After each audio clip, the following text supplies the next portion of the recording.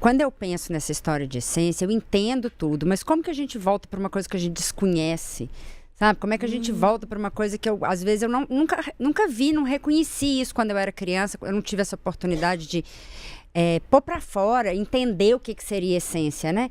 E aí quando eu acho que é minha essência hoje, eu acho que é errado, porque, né, por fora as coisas me mostram que o que eu penso ou o que eu acredito estão fora do padrão, assim. Então, é muito complicado isso. Você falou uma coisa perfeita.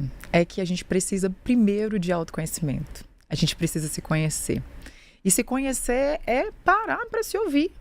É pegar e resgatar o que você tem lá atrás. Existe mais uma coisa. A cada 10 anos a gente muda. Então você não vai ser exatamente o que você nasceu. Você também tem as suas vivências.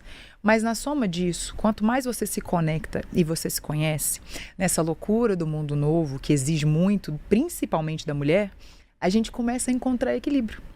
Não é sobre a vida ser fácil. Para as mulheres que querem crescer, que querem mais, que são ambiciosas, que querem muitas coisas e coisas boas, a gente vai estar sempre em movimento, a gente vai viver muitas faltas, a gente vai viver muitas decepções. Só que a gente vai aprendendo a encontrar equilíbrio nesse desafio. E principalmente a se conectar. Tem hora que a gente tem que desligar dos desafios, dos problemas e parar um pouco. Que legal ela falando sobre se desligar um pouco das redes sociais. As redes sociais são ótimas para a comunicação. Mas às vezes a gente precisa se ouvir no sentido de o que eu estou com vontade de fazer hoje. Coisas simples que a gente fala muito. Inclusive, eu fiz um programa falando sobre isso. Gente, tomar banho. Um banho demorado. Um tempo para você, só com você. Isso é importantíssimo. É saúde mental, é autocuidado e autoconhecimento. E a água do planeta? E a água do planeta? Mas eu não falei para morrer lá dentro do chuveiro. Ah, tá bom. Eu acho até que o problema, Mário, você começou falando, né, dessa questão de polemizar. Eu queria dar um passinho para trás. Porque eu acho que às vezes a gente não precisa polemizar tanto. Porque a essência, ela pode estar, essa busca sua, nas coisas mais simples. Porque eu entendo que a essência passa muito pelo seu sentir. O seu sentir naquele momento, né? Você olhar para você e falar, quem eu sou nesse momento? Eu sou o que eu sinto.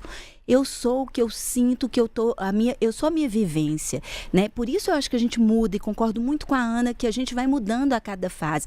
Eu, claro, tenho um valor que veio desde a minha infância, tenho uma estrutura que me trouxe aqui hoje, que vem desde a minha infância, passou pela minha adolescência, juventude. Ajudou a te formar. Né? Ajudou a me formar, isso faz parte da minha história, mas hoje eu não sou a mesma Renata de 51 anos que a Renata de 20. Então, nem de 50, né? A gente muda ainda sempre, bem, né? Claro. Nem de 50, porque a gente vai ter sempre acrescida de algo mais. E eu acho que esse momento do parar, eu até vou trazer um relato pessoal. Recentemente, eu me senti muito introspectiva. E eu estava incomodada com isso, porque eu pensei, nossa, eu não sou assim, eu não sou uma pessoa tão calada, eu tô meio entristecida. E foi quando eu resolvi acolher o meu momento, acolher minhas tristezinhas que estavam pintando, acolher meu momento de não estar sempre falante, não estar sempre alegre, sair menos. Então eu entrei num casulinho ali e isso foi tão importante para mim porque agora eu saio dele mais leve, melhor. Então às vezes a gente precisa acolher nossos sentimentos, nossas sensações para chegar de volta à nossa essência, porque a gente se perde no caminho, perde porque a gente está numa sociedade, como a Camila bem trouxe, que é a sociedade do desempenho. Né? A gente tem que estar sempre desempenhando. Se você não fizer aquilo bem, você está fazendo diferente do seu colega ali da rede social, você é um fracasso, né? Se você não tem aquele currículo, isso, X, Y, Z, é um fracasso. Aí eu pergunto, um fracasso por quê? Que fracasso é esse? Mas você acha que não é porque põe a gente em caixinhas, né? Com certeza. E aí é o que eu queria trazer para complementar. Eu queria trazer que a gente sempre comparou. Eu acho que na vida, desde os primórdios, a gente pode voltar lá nas cavernas, a gente comparou. Naquela época, comparar um grupo com outro era para nossa segurança, sobrevivência, exatamente.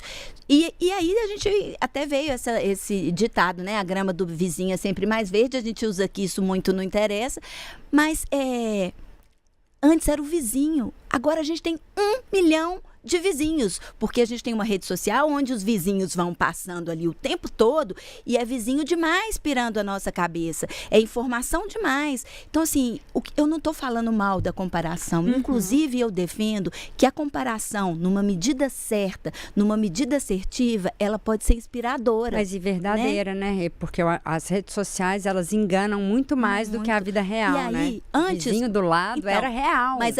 Mas você pode estar comparando. Antes, você tinha um vizinho, por exemplo, que era real, ok. Mas e essa comparação poderia até ser inspiradora em algum momento. Agora, hoje, ali, não é real, mas o que mudou? São recortes, né? Parte da vida. Mas o que muda?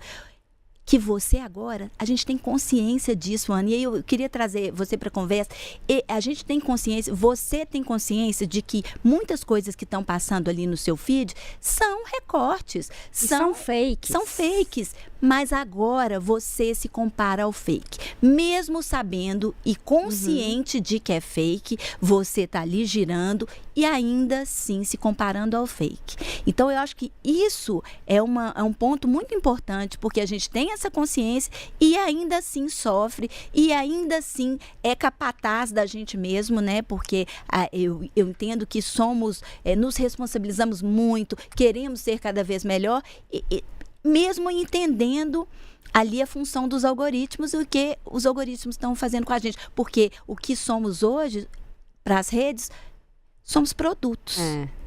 Uma pergunta que você falou que eu achei muito legal. O que é sucesso?